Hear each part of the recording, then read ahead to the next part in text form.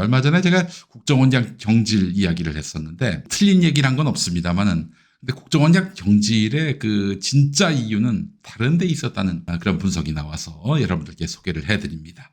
김주현 국정원장과 1차장, 2차장이 잘린 것은 참 전대미문의 일이죠. 아니 일단은 대행체제라도 구축하기 위해서 1차장, 2차장은 두는 게 상식인데요.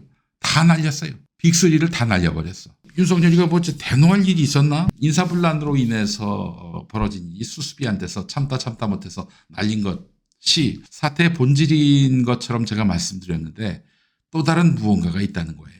자, 그게 무엇인지 여러분들께 소상히 짚어드리고자 합니다. 국정원 수뇌부 교체 표면적인 이유는 내부 인사 차범입니다. 제가 말씀드렸던 것은 김모 씨라고 대공 방첩센터장 김규현의 오른팔 이 사람이 그렇게 면직된 이후에도 계속 국정원 인사에 관여하고 있다. 이것 때문에 지금 논란이 됐다. 이것이 핵심 이유로 어제 꼽혔는데요. 국정원장 후임자도 정해놓지 않은 상황에서 해외 순방에서 돌아오자마자 수뇌부를 전격 교체했다. 그 이유로는 합당해 보이지 않습니다. 그게 이유의 전부라고 보기에는 부족한 게 사실입니다. 국정원장과 1차장, 2차장을 한날 한시에 교체했다? 국정원 역사상 이런 일은 없었어요. 자, 그렇다면 혹시 서울의 소리가 지난 주간에 방송했던 명품백 사건과 유관한 것은 아닐까? 한번 타임라인을 살펴보도록 하겠습니다. 11월 22일에 장인수 기자가 대통령실에 사실 확인을 요청했습니다. 관련자들이 이 카카오톡 메시지를 확인을 했습니다. 일이 없어졌어요. 일이 그대로 있으면 안 읽고 있다 이런 얘기 아니겠습니까? 근데 일이 사라졌어요. 읽었다는 얘기입니다.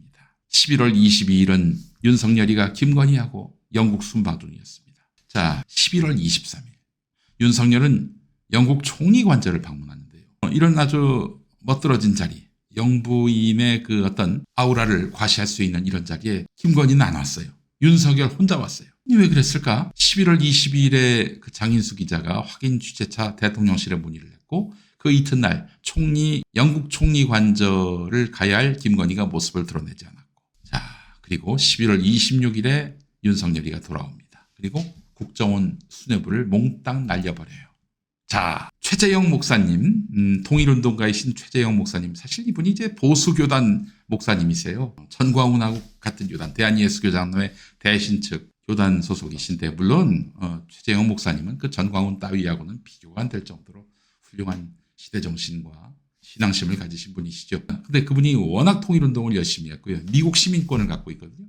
그래서 북한도 자유자재로 드나드시고, 그래서 한반도 평화를 위해서 애쓰셨고, 윤석열이가 하도 대북 강경 노선 가니까 이거 좀 멈춰보려고 김건희하고 접촉을 했고 그렇게 해서 남북 관계에 있어서 좋은 자 역할을 하려고 했었는데 이 김건희가 국정농단하는 걸 보고 참을 수 없어서 이걸 서울의 소리에 고발했던 거 아니겠습니까? 자, 어쨌든 이 윤석열 정권, 보수 정권이 보기에 이 사람은 북한을 수시로 드나드는 진보 쪽에선 통일운동가라고 부르지만 국가정권이 봤을 때는 보수 정권이 봤을 때는 이거는 요주인 사람.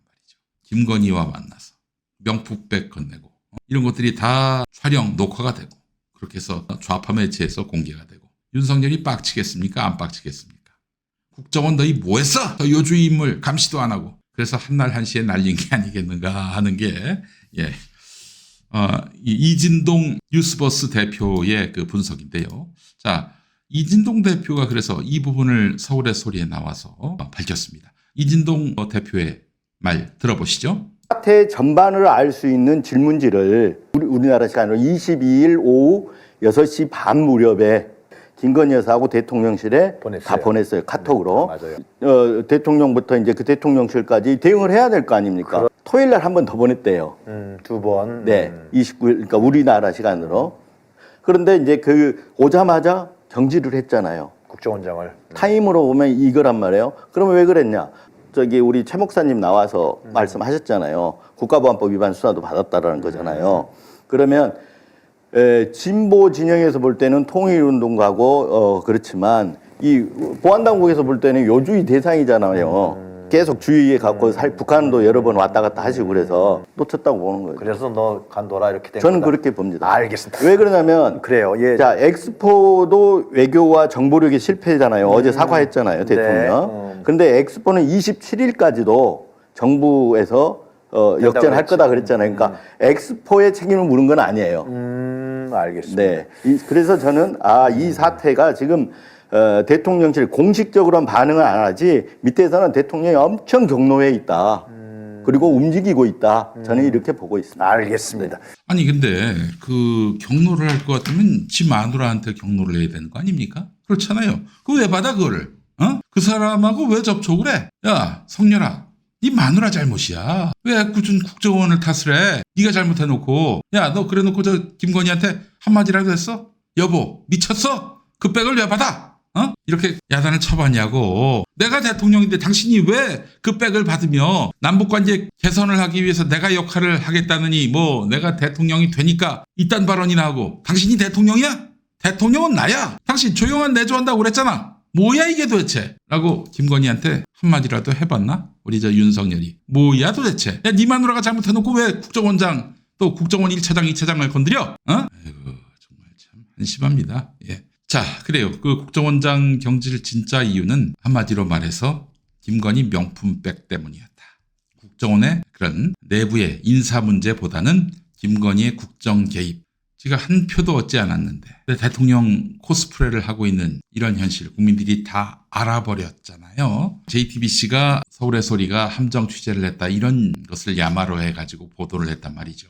그걸 갖고도 김건희가 명품백을 수령했다 그 내용이 포함되는 바람에 방송통신심의위원회가 지금 JTBC를 징계하려고 하잖아요. 그러다 보니까 지금 아예 이 김건희 명품백은 이야기도 나오지 못하게 하고 있어요.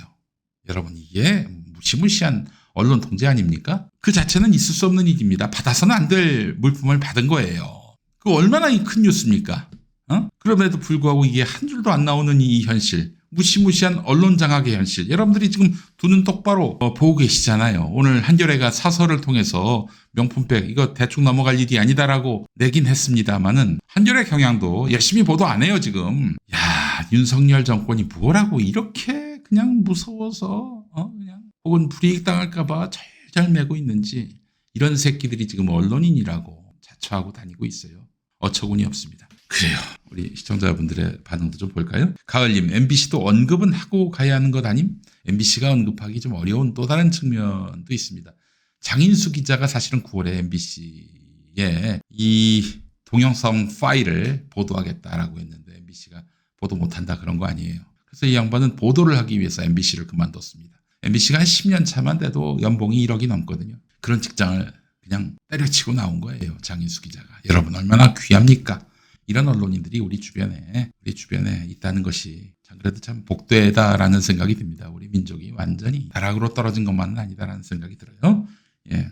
훈이잼빠님 뉴스에 나오지 않아도 제가 지인 모임 때 얘기하니까 대다수가 알더라고요. 너무 놀랐어요. 요즘 대한 매체들이 많아서 그런가 봐요. 여러분 이런 민감한 이슈들은요. 딱 떨어지잖아요. 뭐가 어렵습니까? 이게 무슨 금융범죄도 아니고 말이죠. 윤석열 마누라가 300만 원짜리 명품백을 받았다. 얼마나 딱 떨어집니까? 딱 떨어지잖아요. 이런 건 언론이 아무리 감추더라도 사람들이 다 기억하고요. 자꾸 이 언론이 보도하지 않으면 국민들에게 의심과 불만은 증폭될 수밖에 없습니다. 언론 통제 현실. 언론인들에게 물어야 합니다. 너희들은 왜 만만한 대상만 이렇게 공격하느냐, 비판하느냐. 정작 날 세워야 할 권력을 향해서는 왜 이렇게 침묵하고 비굴하게 나오느냐. 이렇게 물어봐야 합니다. 코너 맥도날드님, 와 그만둔 거 좀 너무 대단하신 거네요. 억대 연봉 다 내던지고. 장인수 기자가 억대 연봉인지는 모르겠습니다. 그분이 몇 년 차인지도 몰라요. 다만 뭐 그 정도 된다고 제가 MBC 출신 언론인으로부터 들었습니다. 16년 차입니까? 장인수 기자가 빈센트 1980님. 그러면은 그 이상은 되시겠네. 예. 세상을 다 가져라님 말씀이 굉장히 공감되는 게 저는 글쎄요. 뭐 제가 뭐 아무리 목사라도 뭐 스스로 예언자를 뭐 자칭하고 다니지도 않고요. 참칭하고 다니지도 않고요. 뭐 그만한 내공도 없는 사람이지만 적어도 이 정권의 몰락은 감지할 능력이 있습니다. 곧 얼마 안 남았어요. 총선 전에 이제 끌어내리는 것이 제일 중요합니다. 총선까지 가면 민주당이 압승할 가능성이 있지만은 저는 5개월 남았잖아요. 총선까지. 5개월의 시간이 우리에겐 소중합니다. 여러분. 5개월 사이에 나라가 어떻게 될지 몰라요. 그 이전에 끌어내리는 것이 제일 중요하다는 게 제 입장입니다.